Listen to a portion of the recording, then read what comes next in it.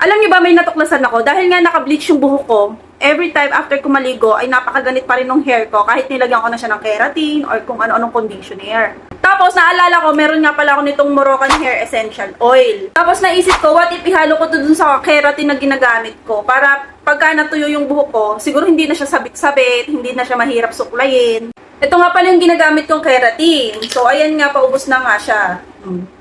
Tapos, ang ginawa ko, nung pagkakuha ko nito, nilagyan ko siya nitong Moroccan oil. Ito. Medyo dinamihan ko yung lagay nito kasi nga, feeling ko magiging smooth yung hair ko dito eh. Kaya ayun, nag-experiment. Tapos, ito na nga yung result. Ayan. Hindi na siya sabit-sabit pag ginaganyan. Diba? Wala akong kahit anong nilagay sa buhok ko. Yun nga lang, yung keratin, tas hinaluan ko ng Moroccan oil. Ayan. I-try nyo din, kahit ano sigurong gamit yung conditioner, o kaya keratin.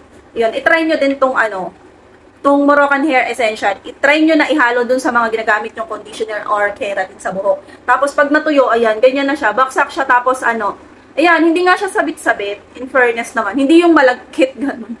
So ayan, kung gusto nyo rin, nandyan lang din sa sa yellow basket or nasa comment section, syempre.